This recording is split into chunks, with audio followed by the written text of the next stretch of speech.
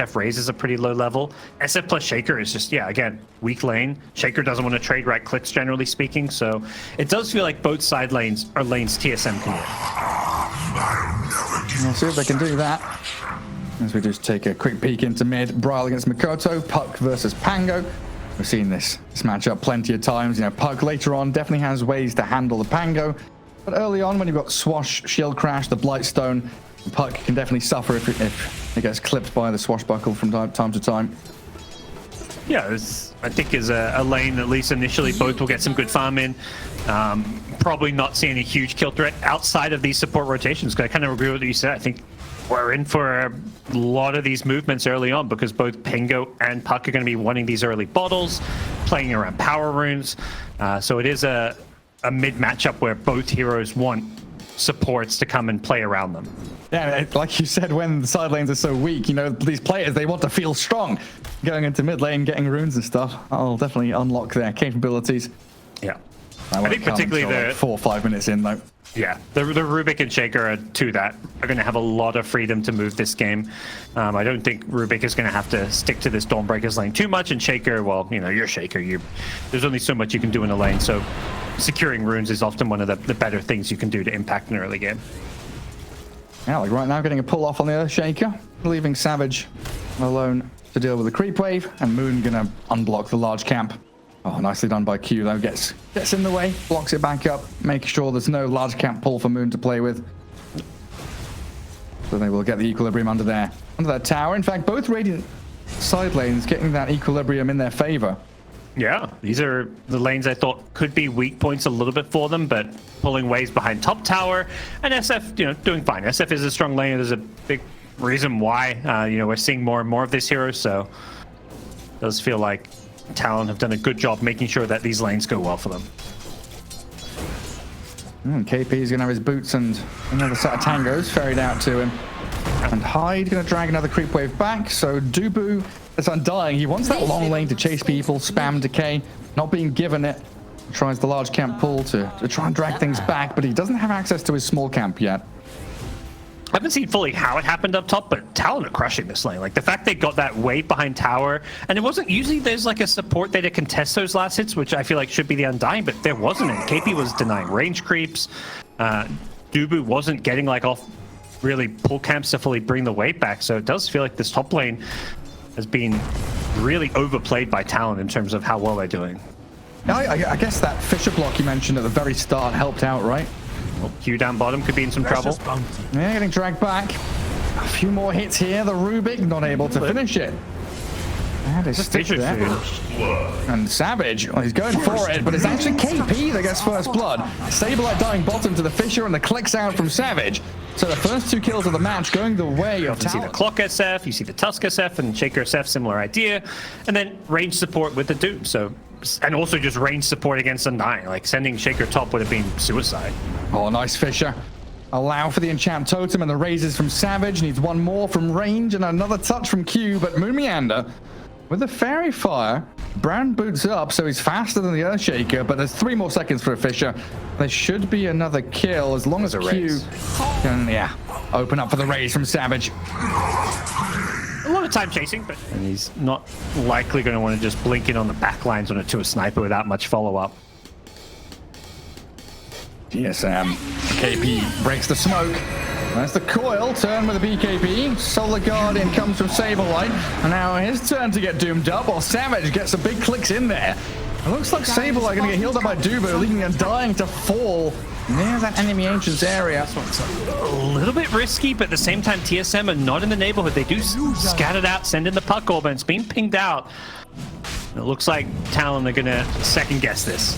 Oh, the vision though. Look at the damage onto the Undying. High ground orbs, Dubu's like, yeah, they saw me coming. Back in now.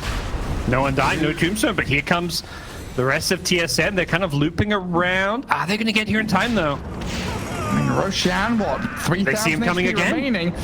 And the Rolling Thunder from Mikoto is going to zone them away, but the Stolen Doom and now the Stolen Thunder. Moon Meander into cube form, bouncing around, but not hitting onto any enemy heroes. As TSM, they're going to get their pot caught down. KP and Savage blow up Bryle. Sniper peeping away at KP, and a good initiation from Saberlight, catching the stun from that Starbreaker onto a couple of them. And it's a zoning Requiem in the end, while Roshan still stands. Talon lose 2 core heroes. Mikoto going to catch onto Dubu, but the Stolen Rolling Thunder bouncing back in. Moon Meander kills off Q. Saberlight, Dubu still in position here to defend their Rubik with a heal. Attempted Starbreaker not working out, and Shadow Fiend is offering so much physical damage, kills off another. And now the jump forward from Mikoto. He's got that ability just to blink in, disarm, kill the Undying. And Talon is still showing they're a force to be reckoned with. Yeah, this time and BKBs for themselves. Well, TSM going to rally around their sniper. Put Tomato out there with his 2.5 minutes of Aegis. Getting glimpsed and pinged out. The nice wall stomp in from KP. Focusing on the sniper, but he's got heals coming in from Undying and the Dawnbreaker. But the Doom there.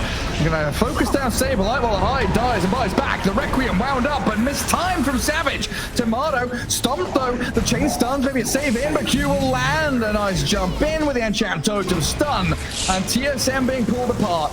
Oh, glimpse back too. Glimpse back another one. Dubu dragged into the waiting arms of Talon here. Yeah. Not essential because they already took the mid-tier 2, so they actually got this outpost and they're going to get jumped on. Puck goes in, they found Shaker. Yeah, Bryle immediately snapping in onto the Earthshaker. Another waiting whip back there, gets broken and hit by the Silver Edge, while Saberlight, battling in the 1v1, gets doomed double. The Static Storm catches in onto Bryle's puck and they take him down. In the back lines, Mikoto also causing issues for TSM. Gets out of danger. Didn't even rope for your Earthshaker as well. That's huge. Q going to be incredibly happy with that. TSM, though, they're prepping for this Roshan battle early. Scan is there. The Fisher from Q connecting onto Saberlight, but Earthshaker dead. Rolling Thunder comes in to crash onto Moon Meander as the Doom is going to focus in again onto Saberlight, just dooming the Dawnbreaker as quick as he can. The Echo slams straight onto Moon Meander, but Tomato, he shreds through one, looks to face off against Savage now, but KP batters into him. The buybacks from TSM come a little too late as Saberlight, he brought back, Solar Guardian in, and then TP's home with his BKB. Bryle's not done though. He's going to try finish off this Disruptor. Will he pay the price for it? Doesn't look like it. Gets the ult to the high ground. Chases on though. Bryle blinks away. Slowed by the Diffusal Blade, but yeah, has another orb to jaunt to. KP can't keep giving chase, and another 30 seconds for Roche to respawn. Means plenty of ways to make Roche difficult throwing the shrapnel in. They can throw out orbs. They've got plenty of ways to scout this, and Talon, you're thinking we need to find a pick off for some kind of team fight first before we go for this. Then Colt Moon Meander top. Nope. Yeah, easy. 50 seconds. And TSM still safe lane carry. And this SF shows, I feel like, a big reason why this hero has become more popular. I've seen a lot of SFs really prioritizing it. Oh yeah, that Furious puck. I'm not going to use it here. Going to try to go for the Requiem instead. And there's the save. Bryle going to come back in. Killed up the Rubik at long last with Mikoto there, but a coil back onto him, and a Doom on the Dawnbreaker. Going to separate this fight out while Dubu's the one being focused down along with Hyde. Bryle finished off by Mikoto, and the Dawnbreaker, the final casualty there for TSM. Well, it might not be the final one because Savage moving in with Mikoto onto the sniper now. Tomato chose with his BKB, but it's not just the SF you have to worry about. The Doom and the Pango offering tremendous damage themselves, and we end up with a team wipe. Talon now, and Talon with an opening to go high ground again potentially. Yeah, it's just division gaming. Mikoto, the Blink Stomp from KP. They're aiming the sniper. They've lost high quickly. Buy back immediately though with this Enchant Totem Fisher with the shard stunning up the sniper. He's doomed up and dead. KP on a wicked 6 streak, and TSM, 2 heroes dead with no buyback. Dubu going to be a 3rd. And Talon just cruising in these fights now. Important things on the menu. Guard that top jungle. Retake the outpost there. More importantly, get some vision out so they can see and scout TSM. A big hit from the Shadow Fiend. Short work made of the Undying. There's 2 hits. I've got a lot of challenges ahead of them. And they realize that this is no place to be.